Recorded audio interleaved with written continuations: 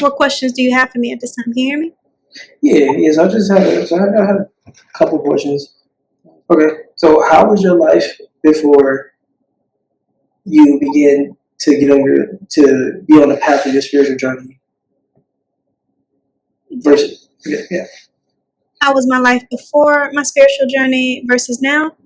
Mhm. Um, I think that I can say it was really me focused on a lot of different 3D things. When I say that, I mean uh, get good grades in school, be at the top end, like my work environment, everything in its place, everything in its order. Mhm. And, I can say to some extent, I was also more worried about people and they're making sure that everybody was good, and when I taking care of everybody else and so many other things besides myself. So I think it was really putting so much energy out towards everything around me, but not actually putting that much energy into myself overall. Yes, physical things, but not giving myself enough rest and not giving myself enough time to myself and other stuff, not giving the things that I liked or loved attention. So I think I would say that my journey before my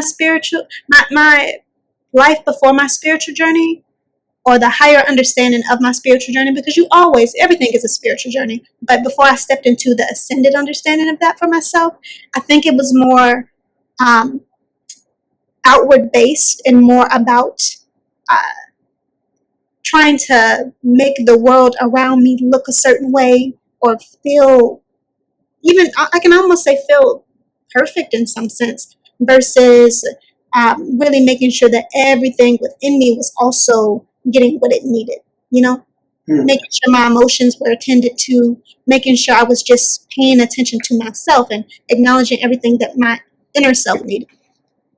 Okay. So basically, what you're saying is that you believe, or you understand now that you were a bit selfless on a like an unhealthy degree before you begin to understand that being selfish, there's a healthy amount of being selfish and making sure you're good, because if you're not good, you can't possibly be there for other people. Yeah, selfishness. I definitely have learned and understood how much selfishness is a virtue in my journey. And I don't think that it's something that we teach enough in this world at this time to, everything in moderation, everything in balance. But we always say give to the end of yourself.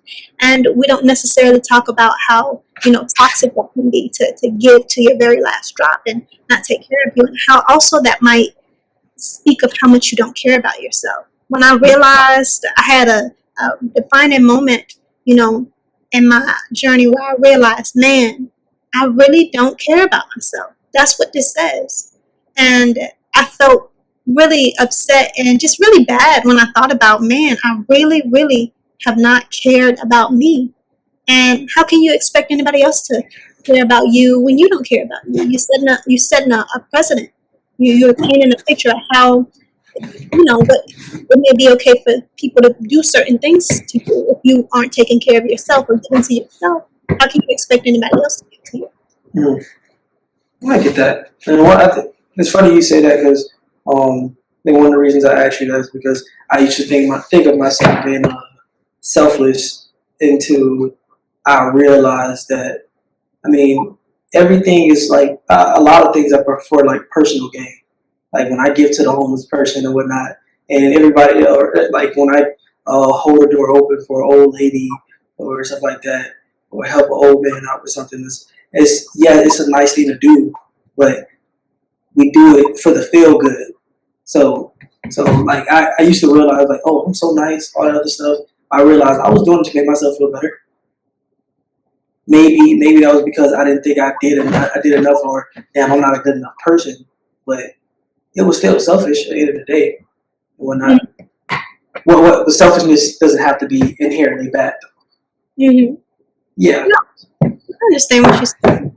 And I Mm-hmm. think that when you understand it the way you just said it, anything can be an addiction, like that feel good understanding. You're doing it to feel good.